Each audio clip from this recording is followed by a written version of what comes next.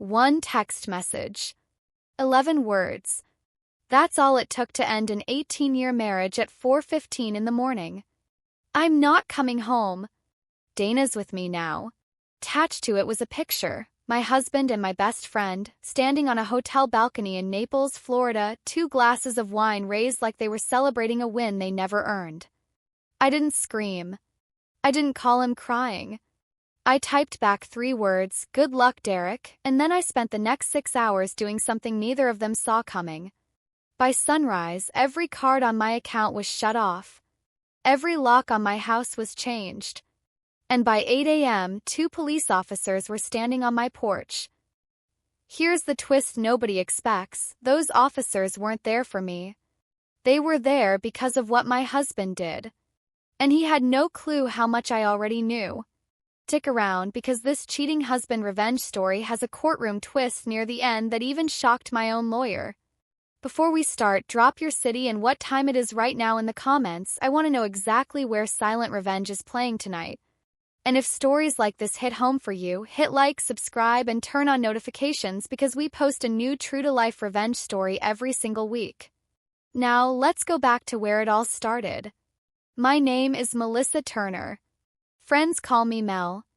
I'm 41 years old, and for 18 years I believed I understood every corner of my own marriage down to the last dollar.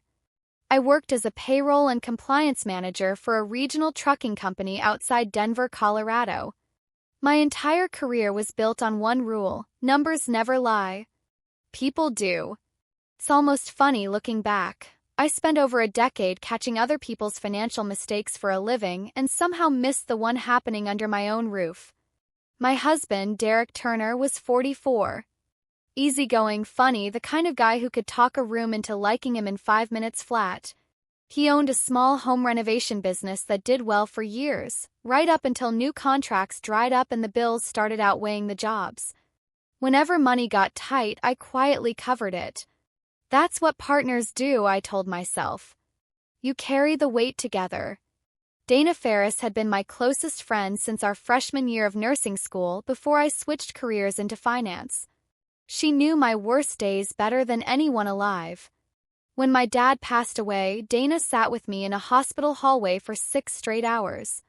When Derek forgot our anniversary one year, Dana was the one who reminded him, embarrassed on his behalf. She wasn't just a friend. She was practically family, which is exactly why that photo from Naples didn't just break my heart. Cracked something in me I didn't know could crack. If you've ever trusted someone completely only to learn they were quietly dismantling your life behind your back, you already know this feeling.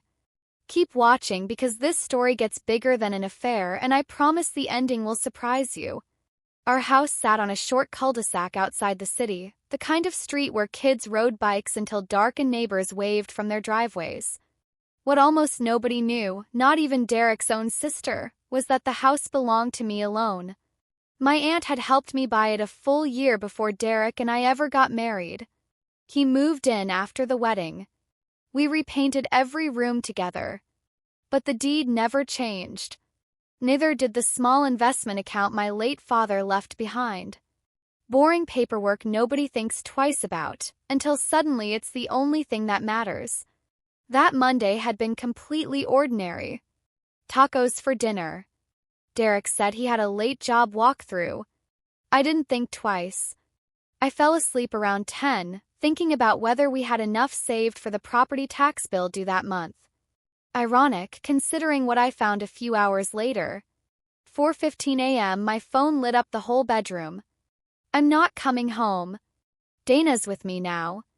The photo underneath showed Derek smiling wider than I'd seen in years. Dana stood beside him wearing a bracelet I didn't recognize. Wine glasses. Palm trees behind them. A hotel key card sitting on the railing. I sat there in the dark, studying every detail instead of falling apart, because apparently some habits don't switch off just because your world just split in half. I noticed the hotel key card. I noticed Dana's new sunglasses. And then something colder hit me. I knew exactly how much sat in Derek's business account. I knew our card limits. And I remembered Dana still had a backup card on my account from 3 years earlier, back when her wallet got stolen on a work trip. She paid me back within a month.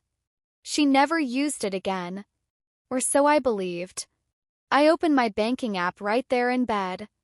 3 cards linked to my main account. Mine, Derek's, and Dana's old emergency card, the one I completely forgot to remove. I opened the transaction history and the floor dropped out from under me. Hotel charges in Naples. Steakhouse dinners. A sunset boat tour. A jewelry store. Charge after charge going back 3 full days, not hours. My heartbeat didn't spike. Slowed down.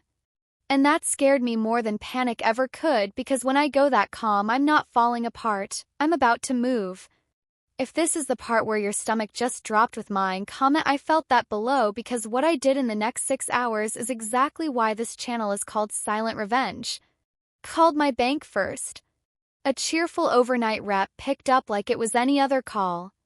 I need every card tied to this account shut down. Tonight. Can I ask why, ma'am? Because the people using them don't have permission anymore. 4 minutes later, every card Derek and Dana had in their pockets in Florida went dead. Next came the passwords, banking app, retirement portal, email, cloud storage. I reset all of it. Then I called a 24-hour locksmith, something I never in my life thought I'd need. You want every lock in the house replaced? Tonight. Every single one. Truck pulled into my driveway 40 minutes later. The locksmith, an older man named Gary, looked at me for a long second. Everything okay tonight, ma'am? Not yet, I said. But it will be. For nearly 2 hours, I listened to drills humming through my quiet street. Front door, garage, back gate, basement entry.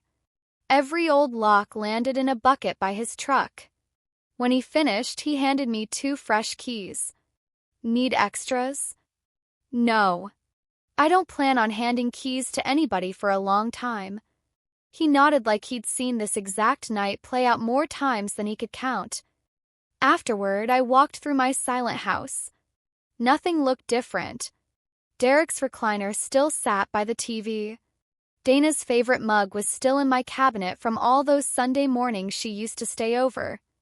But the house felt lighter, like it finally, fully belonged to the name on the paperwork. Mine. I slept almost 5 hours straight. I expected nightmares. Instead, exhaustion won completely. Remember that feeling, because in a few minutes you'll understand exactly why I needed that rest. Quick favor before we keep going, if you're enjoying this story, tap that like button right now. Genuinely helps more people find these stories, and I want this one to reach as many of you as possible tonight. At 8:05 the next morning, someone pounded on my front door hard enough to rattle the frame. Not a knock, pounding. I threw on a robe, half convinced Derek had already found out his cards didn't work and stormed home early.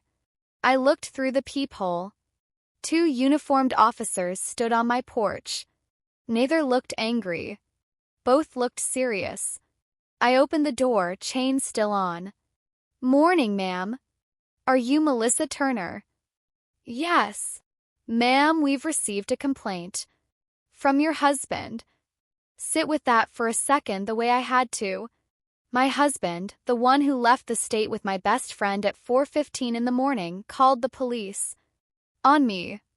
If you think you already know where this goes, comment your guess below, because I promise almost nobody gets it right. I unlatched the chain and let them in. Officer Brooks did the talking. His partner, Officer Nash, hung back near the doorway. Your husband claims you locked him out of the marital home, cut off the family finances, and seized property that wasn't only yours. I see, I said. You don't seem surprised, Officer Nash said. I'm not. He also says every card was declined this morning when he tried booking a flight home. Says you drained the accounts. I didn't drain anything, I said. I canceled cards being used by 2 people who told me in writing they weren't coming back. I walked to my office and returned with 3 folders: property, retirement, banking, everything organized the way 15 years in finance had trained me to keep it. Sir Brooks opened the first one. The deed. This house is yours? Bought before the marriage. Never transferred. He flipped through retirement statements, all predating the wedding, all in my name only. And the cards? Attached to my account. My husband had one as an authorized user. So did Dana. Then I handed over my phone, showing them the text and the photo without a word. Officer Brooks actually let out a breath. He sent this at 4:15 in the morning? On the dot. He left that part out. I'm sure he did. Two grown men in uniform standing in my living room, realizing in real time that the person who called them wasn't a victim. He was running from being caught as one. But that wasn't even the biggest surprise of the morning. Officer Nash asked to see the account history, just to confirm the story matched. I pulled it up in front of them. Hotel, dinners, the boat tour, the jewelry store. Every charge dated in the 3 days before that text ever landed. He'd been planning this while he was still sleeping in our bed. Then something else caught my eye. A transfer. $6,300. Unfamiliar recipient. Dated 5 weeks earlier. My stomach dropped. I don't remember this one. Another transfer appeared. $4,100. Then $3,750. Different dates, all approved electronically from an account only I had access to. How often do you check these statements? Officer Brooks asked. Every month, I said, my voice steady even though my hands weren't. These were buried under labels that looked like routine reimbursements. I never would have caught them without already digging. By the time I filtered every unusual transfer across the past 10 months, the total climbed past $31,000. Not taken in one night, taken slowly, quietly, one small withdrawal at a time, while I trusted the two people closest to me in the world.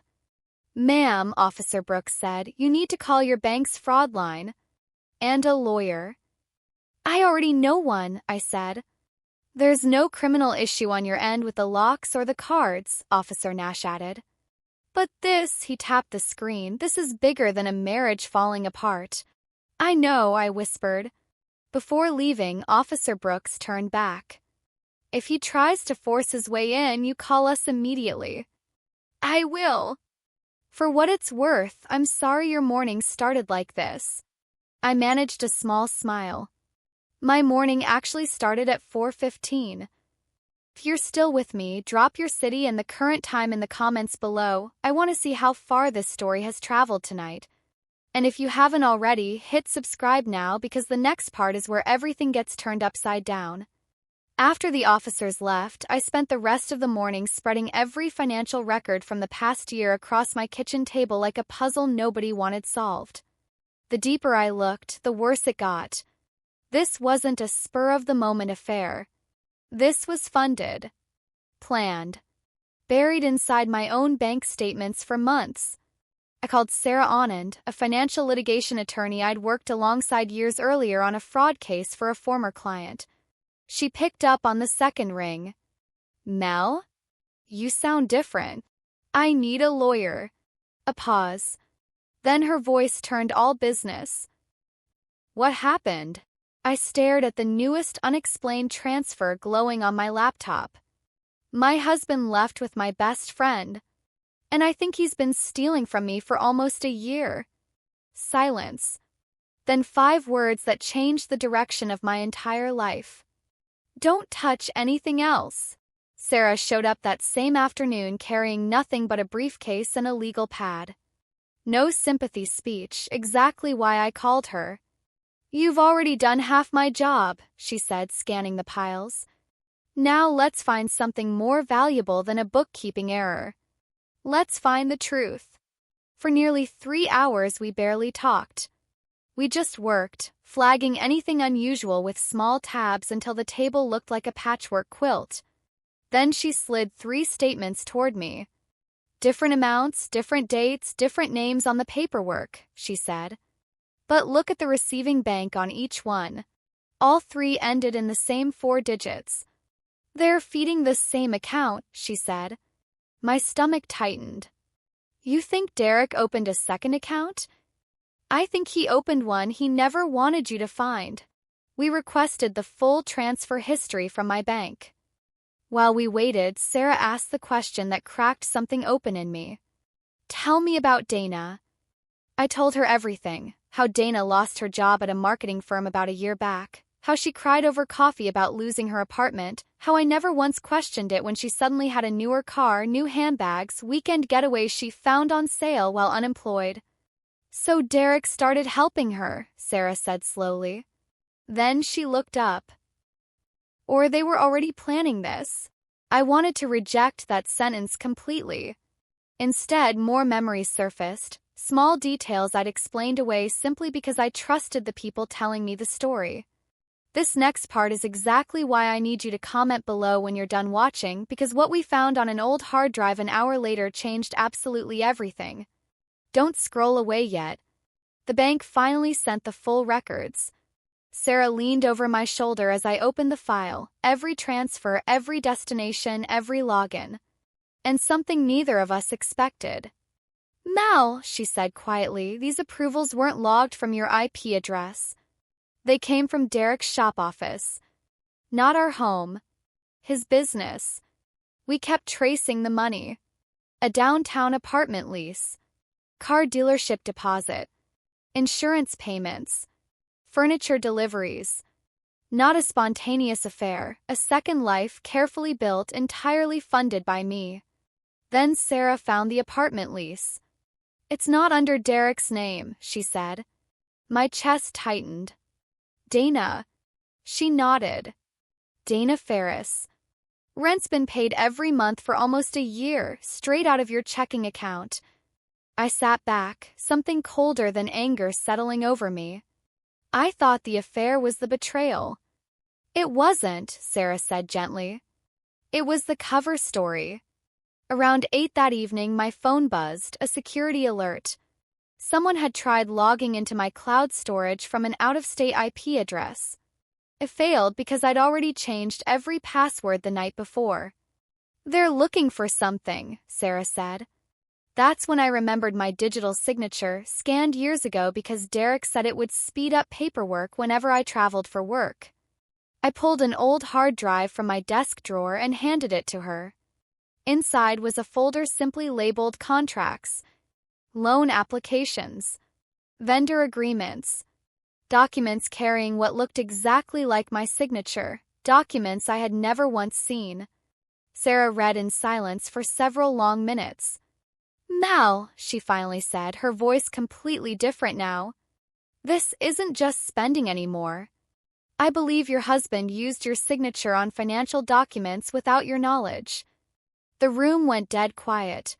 Rain started tapping against the kitchen window. If a betrayal has ever kept growing bigger every layer you peeled back, you already know exactly what that silence felt like. And the courtroom scene coming up is the part everyone talks about most in the comments, so stay with me, don't skip ahead. Before we continue, if this story has you gripping your phone right now, smash that like button and drop a comment telling me where you'd have gone first, the bank, the locksmith, or straight to a lawyer. Sarah's prediction came true faster than either of us expected. People who think they got away with everything, she told me before leaving that night, almost always make one final mistake. They come back. 3 days later, on an unusually warm Saturday, I was outside watering the flower beds when a rideshare car stopped in front of my house. I recognized Derek before he even stepped out. Gone was the confidence from the Naples photo. His shirt was wrinkled, his face unshaven, his sunglasses nowhere in sight. Dana climbed out behind him, dragging 2 suitcases and a handbag I unknowingly paid for. They weren't even speaking to each other. So much for paradise. I went inside before either one reached the porch. 3 sharp knocks. Melissa, I know you're home. I opened the door, chain still latched. There you are, Derek said, his smile fading fast. My cards aren't working, he said. I know. You changed the locks. Yes. Dana stepped forward. You've made your point. I looked her in the eye for the first time since Naples. No, Dana. Not even close. We've been stuck living out of suitcases, Derek said. The hotel canceled our room. I heard.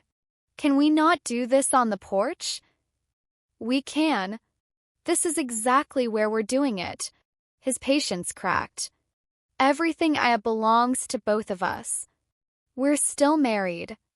Then your attorney can prove that in court, I said, and slid a large envelope through the gap in the door. He opened it right there on the steps. Petition for divorce. A motion to freeze marital assets. A motion to preserve records. His face lost all its color. You already filed? You ended our marriage over text at 4:15 in the morning. I stopped waiting for your permission the second I read it. That's when a patrol car turned onto the street.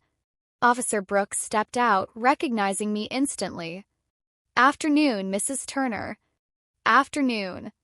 Mr. Turner, he said, you've been asked to stay off this property. We're still legally married, Derek said, weaker this time. And this house is titled solely to your wife. We already confirmed that. For the first time since Naples, Derek looked genuinely scared. Not angry, scared. They loaded his packed boxes into the trunk of the car. He turned back once more before it pulled away.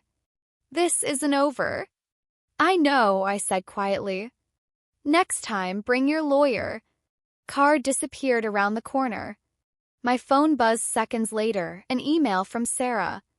They've officially responded. Court date is set. 5 weeks. In 5 weeks, everything Derek tried to hide would become part of the public record. If you want to see what happens in that courtroom, comment courtroom below and tell me your city and the time right now, because what's coming next is the entire reason this channel exists.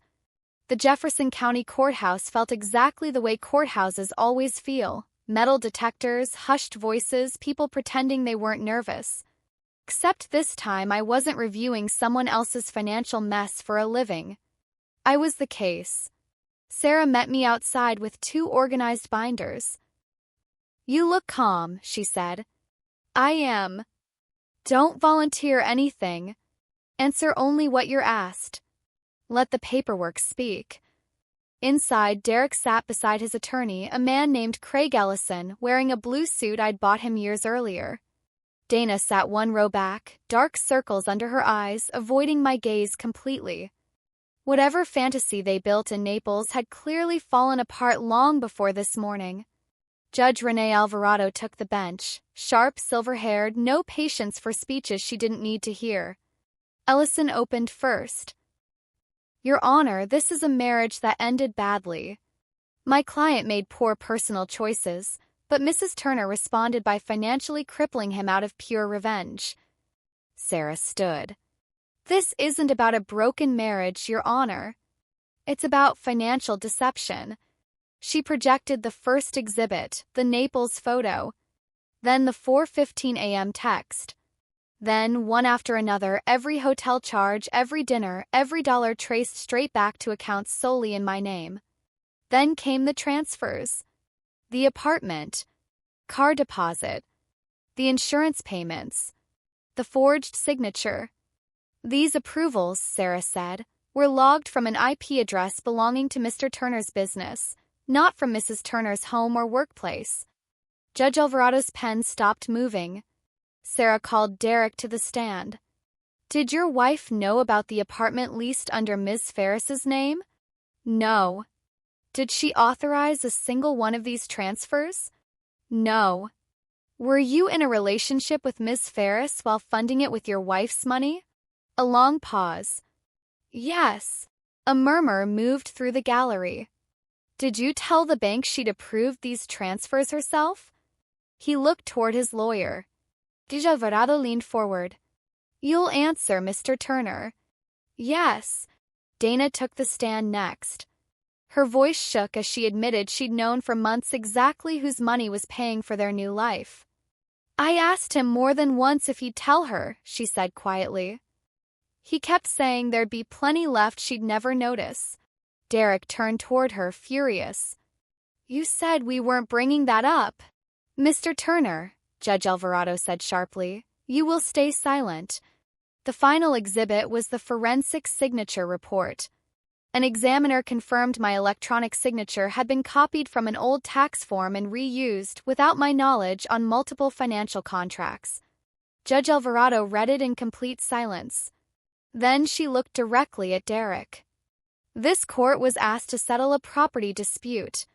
What I'm seeing now is evidence of financial fraud and unauthorized use of someone else's identity. She turned to me. The residence remains the sole property of Mrs. Turner. The disputed accounts belong to Mrs. Turner. The unauthorized transfers are undisputed. She signed the order. Mrs. Turner is granted exclusive use of the residence pending final dissolution. Then, the line that made Ellison close his eyes. This court is referring these findings to the appropriate investigators. Derek's shoulders dropped like something inside him had finally given out. If you've been waiting this whole story for a moment of justice, this was mine. But it wasn't the ending. Comment below, do you think Dana deserved the same consequences as Derek?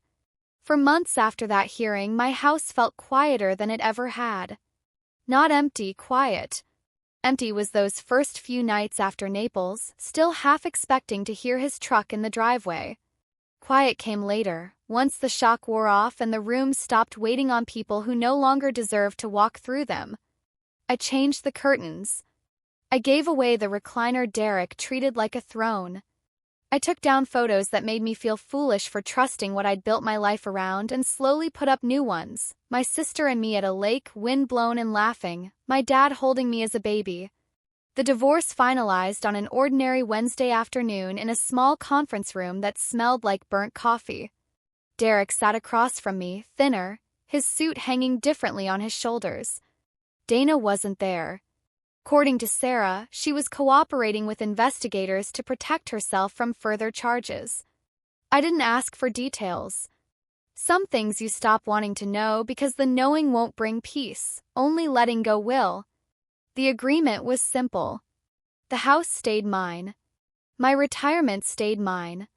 Derek was ordered to repay a large share of what he took, through the sale of business equipment and court-monitored payments. His renovation company, already struggling, collapsed completely under unpaid vendors and the ongoing investigation. Afterward, in the hallway, he tried one more time. Melissa. Can I talk to my wife alone? Ex-wife, Sarah corrected, and the word landed cleaner than anything else said that day. I know you hate me, Derek said quietly. I don't, I told him, and it surprised me as much as it surprised him.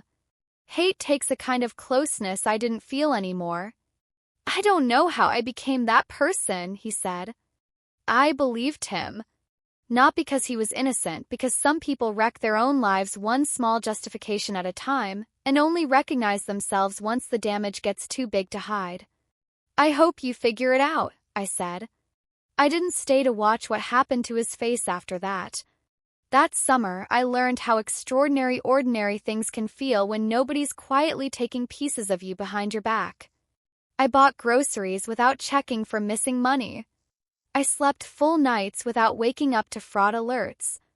I had my sister over for dinner and we ate barefoot on the patio with cheap wine and no one keeping score. You seem different, she said. I am, I told her. Better. More honest. I started volunteering with a local financial literacy program for women rebuilding their lives after divorce.